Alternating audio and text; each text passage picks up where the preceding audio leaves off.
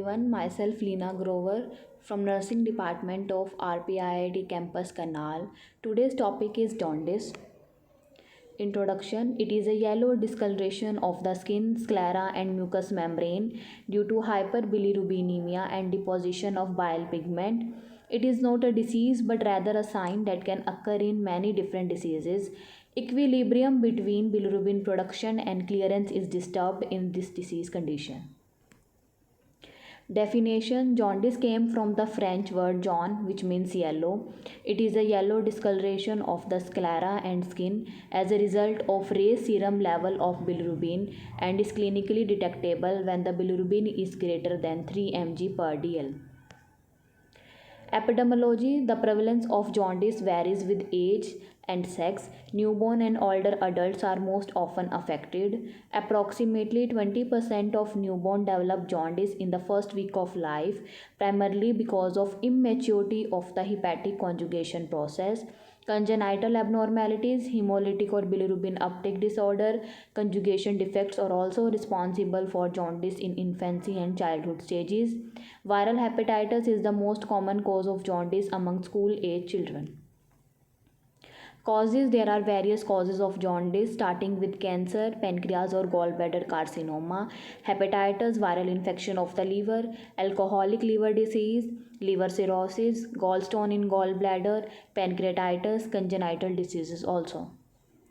Clinical manifestation. There are various clinical manifestations such as yellow discoloration of the skin and mucous membrane, light color stools, dark color urine, itching of the skin, nausea, vomiting, abdominal pain, fever, weakness, headache, confusion, swelling of the legs and abdomen.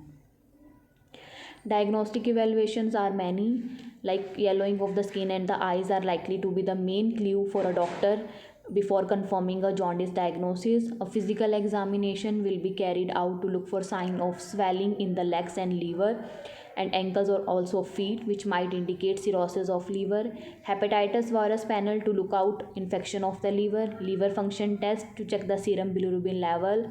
Complete blood count to check for low blood count or anemia. Abdominal ultrasonography, abdominal CT scan, ERCP, endoscopic retrograde cholangiopancreatography, MRI scan, liver biopsy. Management. There are 4 ways by which we can treat the disease, such as medical, surgical, dietary, preventive. Medical management. There are variety of the drugs which are used to treat this disease condition, such as antihistamine drugs for itching, for example levocitrazine, sedative for restlessness and irritability like lorazepam and diazepam, purgative enema if constipation occurs, antibiotics to treat the bacterial infection, antipyretic drugs to treat the fever, vitamin K and B complex supplements.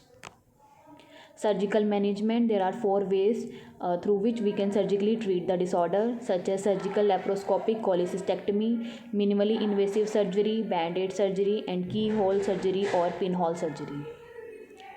Dietary management. Advice to patient for restrict fat intake, provide high protein diet, high carbohydrate diet, provide plenty of fluids and juices and give glucose water.